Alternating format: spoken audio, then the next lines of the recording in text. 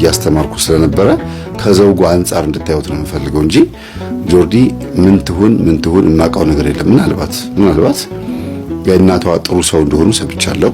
በቅርብ ርቀት አስቀዳሽ፣ ጿሚ፣ ጸላይ ሜቢ ቆራቢ ይሁን አላውቅም እንጂ በጣም መልካምና የቤተክርስቲያን ሰው እንደሆኑ ሰምቻለሁ። ስለዚህ የሰጣችሁኝ አስተያየት እኔ ከማውቀው ነገር ጋር የተጋጨብኝ ስለሆነ በቅርበት የምታውቋት ሰዎች ከሆናችሁ አጠገቧ ከሆናችሁ ያላችሁ ጥያቄውን ለሷም አቅርቡላት፣ የምትመልስላችሁ መልስ እዩት።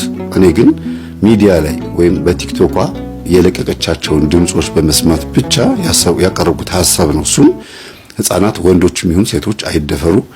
በተለይ ሴቶች ህፃናት 90% የምትናገረው ለሴቶች ህፃናትና ለሴቶች ልጃገረዶች ነውና በአጠቃላይ ሴት ለምትባል ጾታ በአጠቃላይ የምትከራከር ልጅ ሆና ነው የቀረበችው። ከበስተጀርባዋ መጥፎ ነገር ባይኖር ደስ ይለኛል። ወይም ይሄን ርዕስ ይዛ የመጣችበት አጀንዳ ሌላ ኮንስፓይሬሲ ወይም ሴራ ባይኖረው ደስ ይለኛል። ለምን ሐሳቡ አሪፍ ሐሳብ ስለሆነ እህቶቻችን ወይም ደግሞ ህፃናት ልጆቻችን ወይም እናቶቻችን ብዙ መከራ እያዩ ነው ብለን ስንል መከራውን የሚያዩት በወንድ ብቻ ነው ብዬ ስለማላስብ ምናልባት በወንዶች ላይ አድሮ ይሄን ሁሉ ጥቃት እንዲያደርሱ የሚያደርግ ብዙ ምልክቶች ስላሉ ማለት ነው። በዛ ጉዳይ ላይ አንዳንድ ሐሳቦችን ሳላነሳ አላልፍም። ምንድነው ቅድም ፕሮግራሞቿን እያየሁኝ ማስታወሻ ለመያዝ ሞክሬ ነበረ። ማስታወሻው የሚጠቅም ማስታወሻ ነው። እስቲ አንደኛ ወንዶች እንዲህ አይነት ባህሪ እንዲኖራቸው በተለይ ህፃናትን እንዲደፍሩ የ2 ዓመት የ3 ዓመት የ10 ዓመት የ15 ዓመት በየትኛውም ዕድሜ ክልል ያሉ ህፃናትን እንዲደፍሩ ሴቶችንም እንዲደፍሩ የሚያደርገው ምንድነው የሚለው ነገር አንድ 7 ነጥብ ይዣለሁ። ይሄን ሳልናገር ወደዚህኛው ገጠመኝ ማለፍ ስለማልችል ነው። እሺ ዋናው ገጠመኝ በጣም ሰፊ ስለሆነ እሱን እንመጣበታለን። ይቺን ሐሳብ ግን ሳልጠቅስ ማለፍ ስለሌለብኝ ነው። አንደኛ የተፈጥሮ አይነት ነው። ወንድ የሚለው ተፈጥሮ በራሱ ወንድነት የሚለው ተፈጥሮ በራሱ ተጽዕኖ የሚፈጥር ነው። መጀመሪያ ስለተፈጠረ አይደለም። ስሜቱ ወንድ የሚለው ስሜት በራሱ ተፈጥሮ ስሜቱ ሆርሞኑ ሳይንቲፊካሊ ባዮሎጂካሊ የሆነው ነገር ራሱ ምን የሚፈጥር ነው? ትንሽ ተጽዕኖ ይፈጥራል። ሴቶች ገና ሲያዙ እንዲፈሩ የሚያደርግ ኃይል ስለሆነ ያለው ማለት ጉልበቱን አያልኳችሁም። ወንድ የሚለው ስም ነው የሚላችሁ ተጽዕኖ። ሌላ ሁለተኛ ጉልበት የሚለው ነገር ነው። ሲይዝ ደግሞ ይጎዳል ወንድ ልጅ። ያ ደግሞ ለወንድ ልጅ ልብ እንዲሰማው ያደርገዋል። ሴቶች ስለፈሩ ሊያጠቃ ወይም ደግሞ ሲይዝ ኃይል እንዳለው ስለሚያውቅ በዛ ነገር ሊቀጥልበት የሚያስብ አሳሰብ እንዲኖረው ይገፋፈዋል። ሌላው ለህይወት ያለው አመለካከት ነው። ወንድ ልጅ ለህይወት ያለው አመለካከት ነው ሴቶችን እንዲያጠቃም ሆነ ተጽዕኖ እንዲያድርበት መጥፎ ነገር እንዲያድርበት ምክንያት የሚሆነው። ለህይወት ያለ አመለካከት ማለት ተስፋ መቁረጥ፣ ሴቶች በድለውት ከሆነ ከርተውት ከሆነ አምኖ መታመን ሲያቀተው፣ መታመን ስላችሁ ያመናቸው ሰዎች ሲከዱት የሚለውን ነገር በውስጡ ቤት ሲሰራበትና በጣም እየተቀጣጠለ ሲመጣ ለህይወት ያለው አመለካከት እየጨለመ ይመጣና ይጨክንባቸዋል ሴቶች ላይ ማለት ነው። ሌላው ለሴት ያለው አመለካከት ወይም አስተሳሰብ፣ ለሴት ያለው አስተሳሰብ ማለት ሴት ልጅ ሁለተኛ ላይ ነው የተፈጠረችው፣ እኔ ከተፈጠርኩ በኋላ ነው የተፈጠረችው የሚለው ሐሳብ። እንደገና ደግሞ አብዛኛውን ነገስታት ሲመለከት ወንዶች ናቸው ተጽዕኖ ፈጣሪዎች፣ ወጥቶ አርሶ የሚመጣው ምን የሚለው ሁሉ ነገር ያን አርጎ የሚመጣው ወንድ ነው። ስለዚህ ሴት ልጅ ቤት ቁጭ ብላ ጠብቃ ወጥ የምታማስል ብቻ አርጎ የሚያስብ በሀገር መምራት ደረጃ ላይ ከበስተጀርባ ሆኑ ትልቅ ስራ እንደሚሰሩ አለማሰቡ ለሴት ልጅ ያለው አመለካከት የበለጠ ጊዜው ራሱ ሁኔታው በራሱ የግድ እንደዛ እንዲያስብ ያደርገዋል። ባህሉ ወይ አካሄዱ ማለት ነው። ሌላው ባህል የሚለውን በሁለት ከፍለን እናየዋለን። 6ኛ ላይ 5ኛ ላይ ጠቀስኩት ነው ባህል ብዬ ነው። ባዕድ የሆነ ባህልና ሃይማኖታዊ የሆነ ባህል አለ። ባህል ከሁለቱም ወስዷል። ባዕድ ከአጋንንትም ከሃይማኖት ከመጽሐፍ ቅዱስም ሆነ ከቁርአን ሊሆን ይችላል ወስዶ ግን ባህል ሆኖ ትውፊት በቃል የሚወራረስ በተግባር ባለባበስ በመናምን የሚሄድ ይሆናል። ያንን ይዞ እናቱ እንዴት ሚስት ማግባት እንዳለበት፣ አባቱ እንዴት ሽማግሌ እንደሚላክ ወይም ደግሞ በስንት ዓመቱ ማግባት እንዳለበት፣ ልጅሽን ለልጅ የሚለው አካሄድ ሁሉ ነገር አጠቃላይ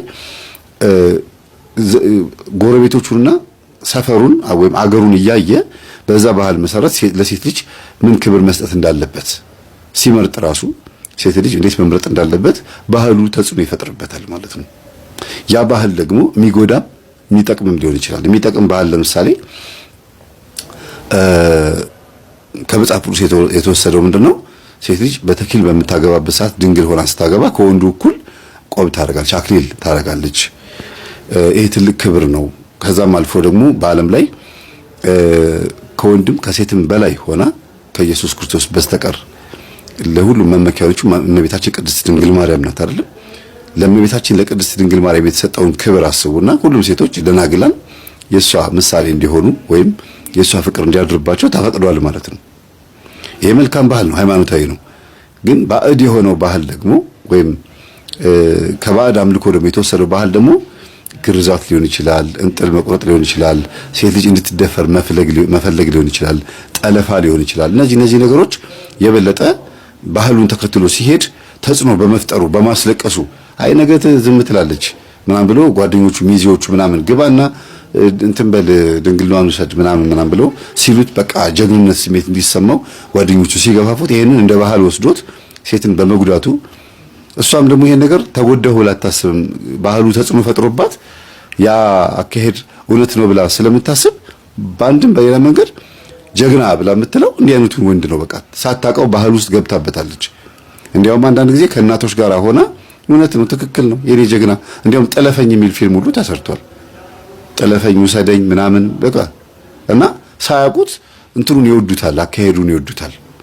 ለምን? ሲያፈቅሩ ነው። ወንድነቱን ያፈቅሩትና ጠልፎ እንዲወስዳቸው ይፈልጋሉ።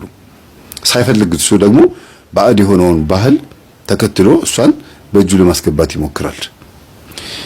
ሌላው ባዕድ አምልኮ ነው። ወንዶችን ምን እንዲያደርጉ የሚያደርጋቸው? በሴት ላይ እንዲጨክኑ የሚያደርጋቸው ለሀብት ብለው ለተለያዩ ለግርማ ሞገስ፣ ለጤንነት፣ ለብዙ ነገሮች ብለው ሴቶችን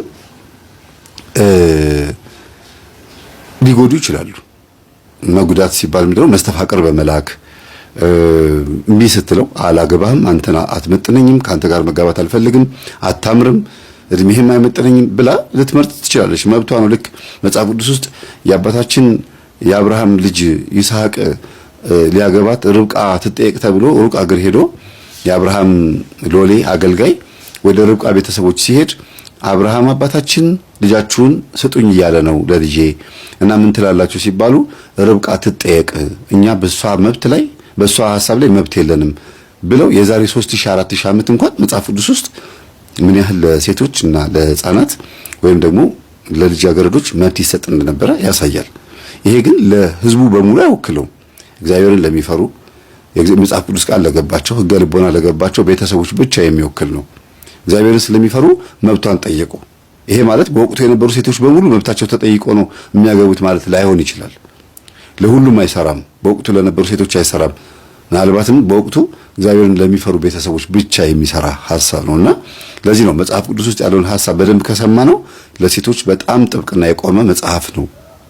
እንዲያውም የበለጠ መልካም ሚስት ለባሏ ዘውድ ናት ብሎ ዘውድ ከጭንቅላት በላይ ነው የሚቀመጠው። ሴት ልጅ በጣም ትከበራለች። ወንድ እንዲያውም ውበቱ ሚስቱ ናት። ውበቱ ቤትም ቦታ ሲሄድ እሷን ይዞ ሲሄድ በቃ ግርማ ሞገሱ እሷ እንደሆነች ነው የሚያሳየው መጽሐፍ ቅዱስ። አለቅነት ከምን ይወረሳል? መልካም ሚስት ግን ከእግዚአብሔር ናት ይላል መጽሐፍ ቅዱስ።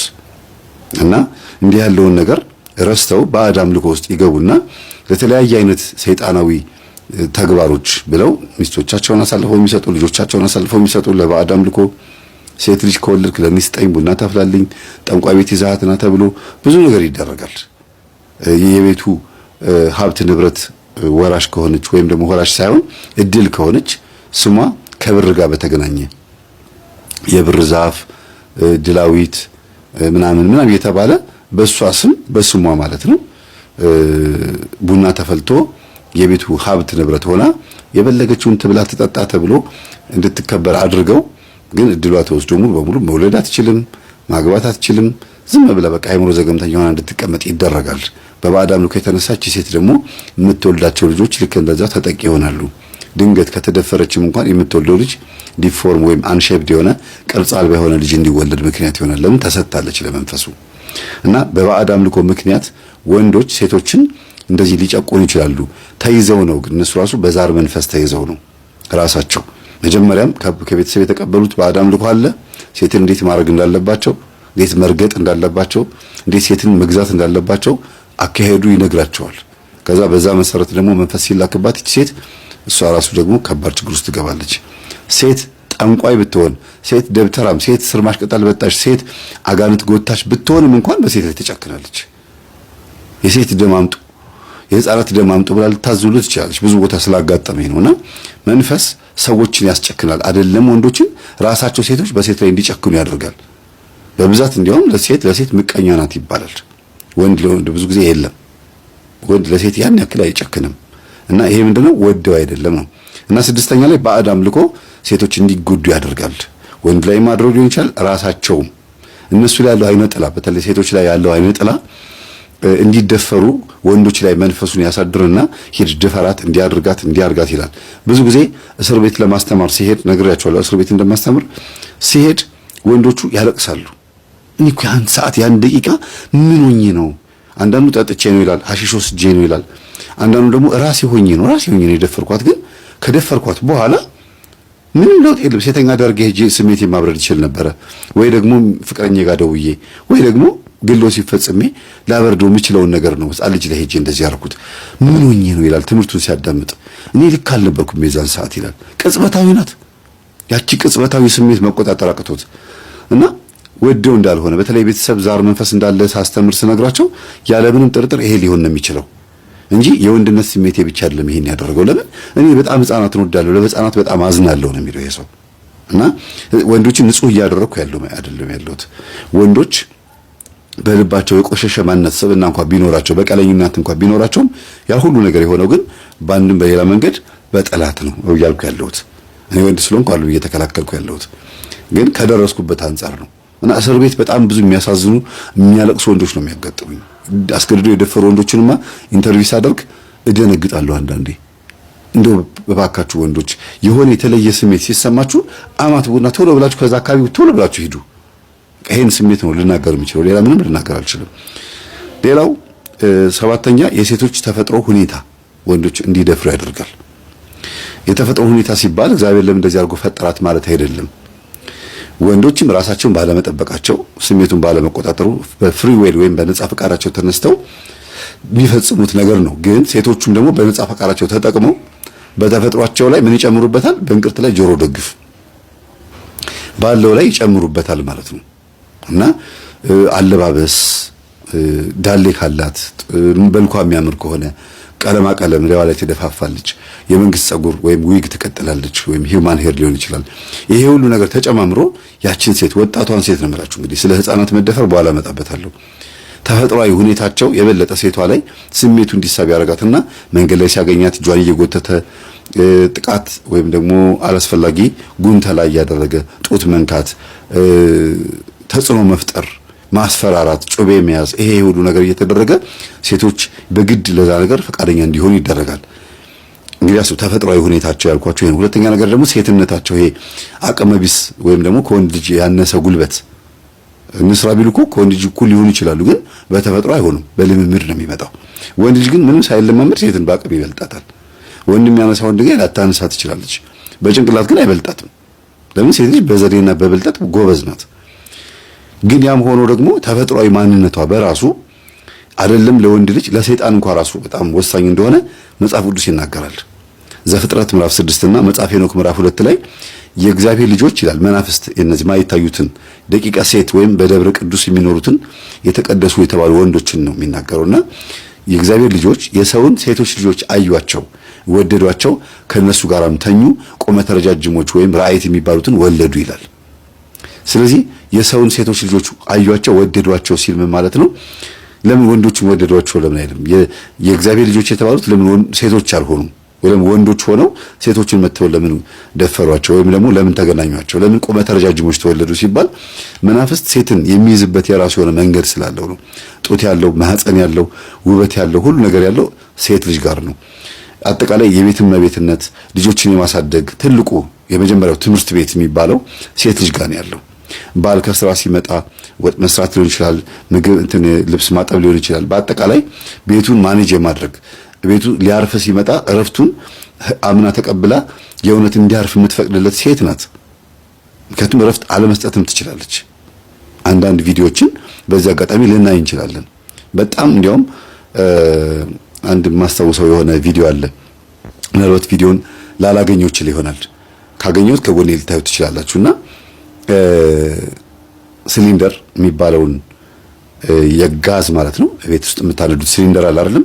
እሱ እሳት በሚነድበት ሰዓት እርጥብ ጆንያ ወይም እርጥብ የገላ ፎጣ ወይም ሌላ ማንኛውም ጨርቅ ሊሆን ይችላል። አምጥታችሁ ሲሊንደሩን እንደዚህ አድርጋችሁ እንደዚህ ልብስ አድርጉት፣ እሳቱ ይጠፋል። ኦክሲጅኑ ሲታፈን እሳቱ ይጠፋል የሚል ልምምድ የሚለማመዱበት ቦታ ላይ አንድ የሆነ ሰውዬ ሚስቱ እቤት ገብቶ ሚስቱ ዝም ብላ ያለች ስትለፈልፍ ልክ እንደ ሲሊንደሩ ቆጥሯት እንዲያርጎ ሽፍን ያደረገበት ጊዜ አለ።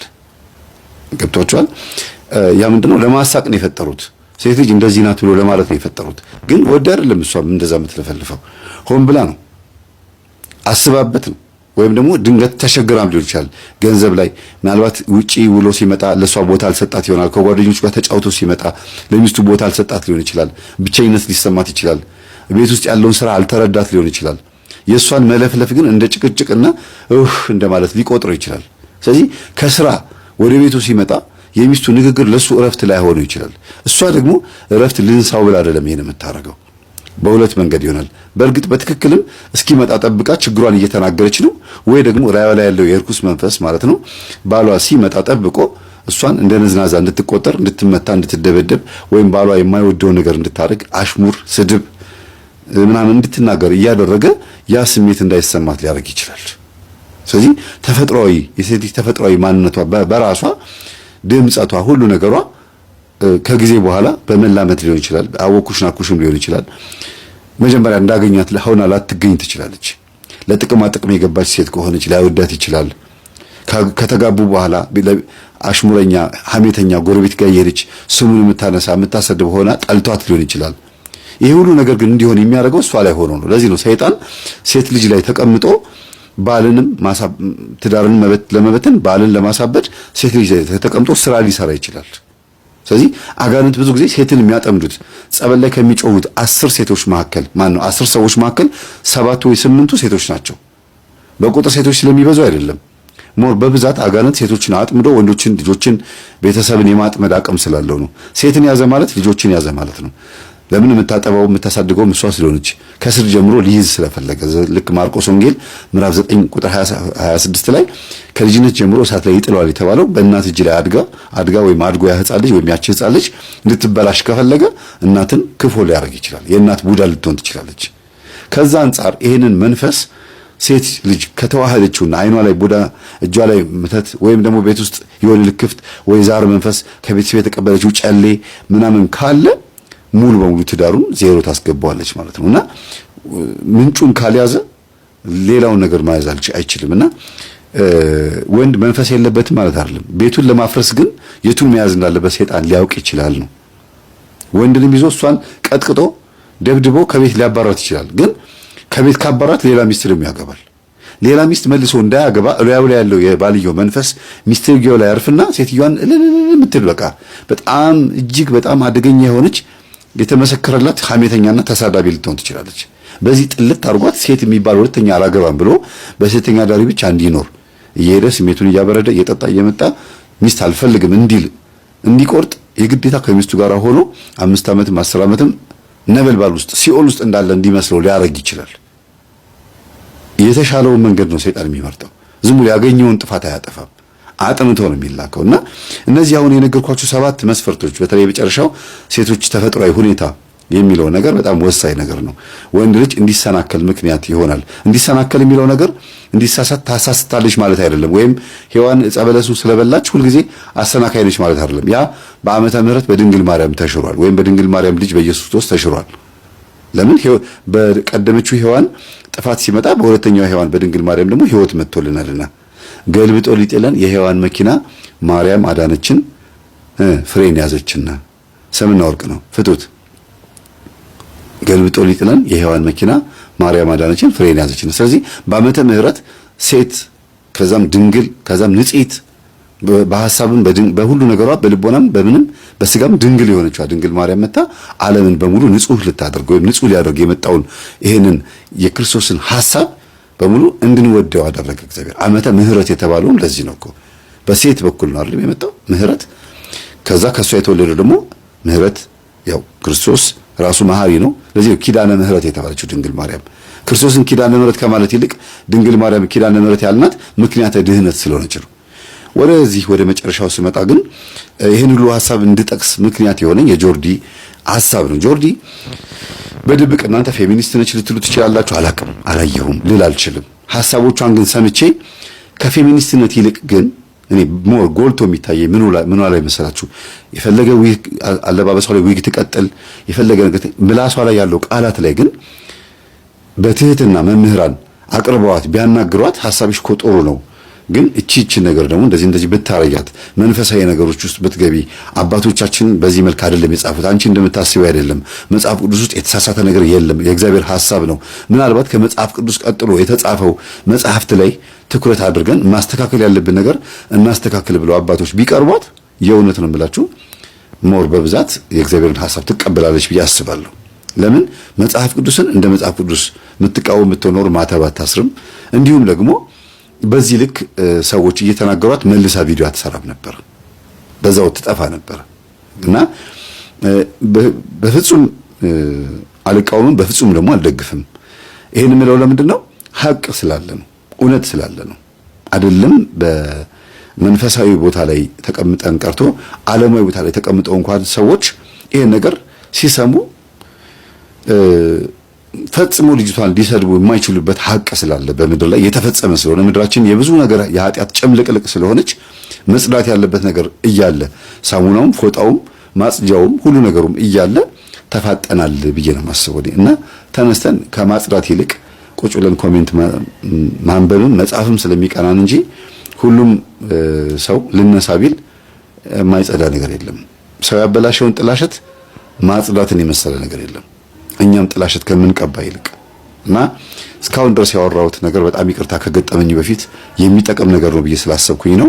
ይሄንን መልእክት ሳልናገር ባልፍ ሊናዬ ጥሩ ስሜት አይሰማም ብዬ አስባለሁ። እና ጥያቄዎች በቮይስ በውስጥ በኩል በቴሌግራም በጣም ብዙ ሰዎች ስለላኩ ነው ይሄን ያክል እንዳወራ የተገደልኩት እንጂ ኮሜንት ላይ በጣም ብዙ ሰዎች ጥሩ ሐሳብ ሰጣችሁኛል። አመሰግናለሁ። ወደ ገጠመኙ እንግባ። ከፊትህ ምንም ነገር ቢዘጋ እፍታህ በለው ይከፈታል። እግዚአብሔር አምላካችን ስሙ የተመሰገነ ይሁን። እንግዲህ የዛሬው ገጠመኝ እጅግ ከባድ ሴራ ያለበት ግን ትዕግስት የተሞላበት ደግሞ የቅዱሳን አካሄድ ያለበትም ደግሞ ቤተሰብ ነውና እስኪ ልጀምረው። ሌላ ምንም ታተታ ሳያስፈልግ ወደ ታሪኩ እንግባ። አባት የተባሉት ሁለት ናቸው፣ እናትም የተባሉት ሁለት ናቸው። ምን ማለት ነው? ለምሳሌ የኔ እናት ከሌላ ወልዳ አሁን ሌላ ትዳር ያዘች። ያን የመጀመሪያ የወለደችለትን ሰው ፈታ ወንድ ልጇን ይዛ መጣ ትዳር ውስጥ ገባች ማለት ነው። ያገባችው ሰውዬም ደግሞ ከሌላ ወንድ ልጅ ወልዶ መጥቶ እቺን ሴትዮ አገባት። ለምሳሌ ያልኳችሁን እናቴ ማለት ነው። ስለዚህ በትዳር ውስጥ ሁለቱም ልጆች እዚህ ትዳር ውስጥ የመጡት አባቶቻቸው እና እናቶቻቸው የተለያዩ ናቸው ማለት ነው። እዚህ ቤት ውስጥ የሉም። እናት አባቱ ነው ለዚህኛው ልጅ ለሴቷ አባቱ ውጭ ነው፣ ለወንዱ ደግሞ እናቱ ውጭ ናት። ይሄንን ያዙልኝና በመካከል ግን አብራቸው ያደገች ደግሞ ዘመድ አለች። በቤት ሰራተኝነት ከገጠር መጣች፣ ግን ስጋ ዘመዳቸው ናት። የአክስት የምናምን ልጅ ምናምን እንደዚህ ነገር ናትና ግን አሞላቀው እና ያሳደጓት ጥሩ አድርገው ያሳደጓት። ጎበዝ ናት፣ ትሰራለች፣ ቤት ውስጥ ታታሪ ናት። ግን ካለገመች አለገመች ነው። ሌላ ሁለተኛ ወሬ በማቀባበልና በሐሜት በጣም የታወቀች ናት። ከሰፈር ሰው ጋርም ከልጆቹ ጋርም ከአባት ከእናት ከሁሉም ጋር ታዋጋለች፣ ግን አይታወቅባትም። እሷ መሆኗ ራሱ የታወቀው አሁን መንፈሳዊ ከሆኑ በኋላ ወደ መጨረሻ ወደ ታሪኩ መጨረሻ አካባቢ ላይ ነው። የዚህ ሁሉ አጠቃላይ ችግር ምክንያት የሆነችው ለምንድነው? እሷ ላይ እንድታተኩሩ ስለምፈልግ ነው። የታሪኩ ዋና ጠንሳሽ እሷ እንደሆነች እንድታውቁ ስለምፈልጉ ነው። ማን ነው እያላችሁ እንድትጨነቁ አልፈልግም። ትኩረት እንድታደርጉ ፈልገው እንዴት አንዲት ሴት ላይ ሆኖ ትዳርን እንደሚበጠብጥ በዝምድና የመጡትንም እህትን ብትሆን የእናት ቤተሰብም የባልየውም የአባት ቤተሰብም ብትሆን ብቻ ለዚህ ነገር ለትዳር መፍረስ ተጠያቂ ሊሆኑ የሚችሉት ልጆች ብቻ አይደሉም። ያስጠጋቸዋቸው ሰዎች፣ በጓደኝነት የመጡ ሰዎች፣ ዘመዶች፣ ጎረቤቶች በአጠቃላይ ለትዳር መፍረስ አስተዋጽኦ እንዳላቸው እንድታውቁ ነው። እነዚህ ልጆች አደጉ፣ ጎረምሳ ሆኑ። ጎረምሳ ስላችሁ የ18 ዓመት የ20 ዓመት ምናምን ጎረምሳ ወጣት፣ ድምጻቸው ጎርነነ፣ ሁለቱም ወንዶች ናቸው። ግን የሚገርመው በመካከል እናት ሞተች። የየትኛው እናት? እናት ስላችሁ ሚስት ማለት ነው የሞተችው። ስለዚህ ይሄ ልጅ አባቱም እሱ ጋር የለም፣ በህይወት ይኑርም አያውቅም። እናቱ ምንም የነገረችው ነገር የለም። እናቱም ደግሞ ሞታለች። ስለዚህ እዛ ቤት ውስጥ ሲያድግ ማለት ነው ያቺን አባቱ ወይም ደግሞ ይሄ ባል ሆኖ የገባው ለዚህ እንጀራ አባቱ ማለት ነው እናቱ ለሞተችበት ልጅ ወይም ደግሞ ስም ልጥቀስላችሁና ምንም ችግር የለውም የግል ትክክለኛ ስማቸውን ልጥቀስ ይሻላል። ልጥቀስ ሰላም ስም ይቅር አይደል? አዎ ስም ይቅር። ኤ እና ቢ ልበላቸው። ኤ እናቱ ሞታለች። እሺ ቢ ደግሞ እናቱም አልሞተችም አባቱም አለ። ስለዚህ ቢ የሚባለው ልጅ እናቱ መጣች ማለት ነው። የኤ እናት ስለሞተች አባትየው ከኤ ጋር ታረቀ። ከቢ ጋር ታረቀ። ከዛች ከነበረች ሚስት ጋር ታረቀና መጣች።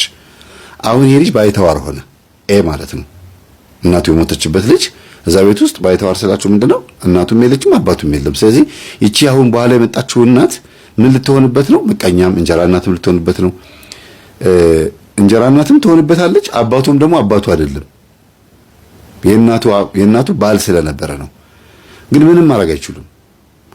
እንዲህ ያሉ የኖሩ እያለ ደግሞ ከ7 ዓመት ነው ከ6 ዓመት በኋላ እንደገና ይሄ እንጀራ አባቱ ሞተ።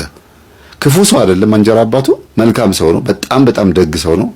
እጅግ በጣም በጣም የተባረከ የተመሰገነ ሰው ነው። እና ክሎዝ ናቸው አባትና ልጅ በሏቸው። በቃ ከወለደው ልጁ ይልቅ ይሄኛውን የእንጀራ ልጁን ማለት ነው የበለጠ ያከብረዋል። ለምን? በጣም ጨዋና ትሁት ልጅ ነው። እግዚአብሔርን የሚፈራ ልጅ ነው። ግን መንፈሳዊም አይደለም፣ ሰንበት ተማሪም አገልጋይም አይደለም። እንዲሁ ዝም ብሎ የተባረከ ሰው ታውቃላችሁ፣ ሰፈር ውስጥ መልካም ሰው፣ እንደዚህ አይነት ሰው ነው። አባቶች ቢያገኙት መንፈሳዊ ሊሆን የሚችል የሆነ የእግዚአብሔር ቃል ቢሰማ አገልጋይ ሊሆን የሚችል ለአገልግሎትም ሆነ ለመንፈሳዊ ሕይወት ሩብ ጉዳይ የሆነ ሰው ነው እና ብዙ መከራ እየደረሰበት መጣ። ልክ እድሜው ይቅርታ ቅድም 18 ዓመት ማማ ያልኳችሁ ወደ መሀል መጥቼ ነው እንጂ እድሜው 16 ነው 15 ዓመት አካባቢ ያለ ነው